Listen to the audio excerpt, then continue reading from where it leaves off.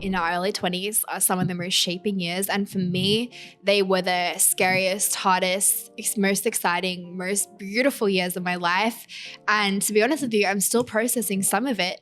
I think we've all had situations where we've been in, relationships that have broken down, or friendships that have broken down, or, we've moved, like all of these really shaping experiences that you actually really have to think about. Like there is so much connected with that. Like I moved across the world. Most of us don't move across the world, but we move across the city or to a new city or to a new house. And in doing that, we're leaving so much behind that we often don't even think about. So I think that's been a really impactful thing for me as well. But I just wanted to leave today's episode off with something a little bit different. And that is with a letter that I wrote to my inner child. I think there's a lot of power in words. We all know that there's, words can bring life or they can take life. And I think writing a letter to, younger you or even future you is really important. It's actually one of the things that I did when I was going through my divorce and falling apart in, I was a mess on the floor, drinking champagne in the shower.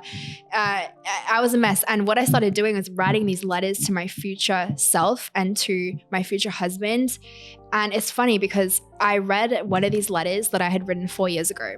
And I'm not going to read it to you because it's a little messy and it's very personal, but the essence of it was like I was speaking about where I was right at that moment and kind of what I was hoping for. And in that same exercise, I think it's really important to write a letter to our younger self as well. Like I wish growing up I had an older sister.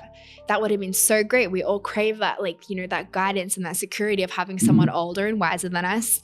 I hope I can be that, to my sisters. It sucks that I, don't live closer to them. So I want to leave you guys with a note that I've written to my younger self. And, if she was sitting here with me, which she is right now.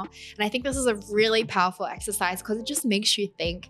So for me, I would tell my younger self, you're braver than you know, and those difficult circumstances that you didn't think you'd get through, you did.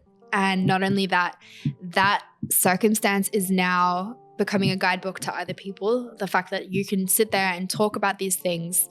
And I think that's really, really brave. And the next thing I would say is actually one of my favorite Bible verses, and that is the best is yet to come. And I think that's so true. So many times we have a circumstance that defines us and we think it can't get better. There's no way, it's impossible, but it just takes one circumstance, one thing, one person, one conversation, one thing to resonate with you, one decision, one hard decision, and your whole life can change. So it does get better. The best is yet to come. And I think when things are hard now, I still hold on to that. And it's something that I wish that I would have held on to more as a child, because I think I would have gotten out of bad circumstances earlier because I would have been less scared. Younger Robbi and future Robbi and present Robbi, the best is yet to come.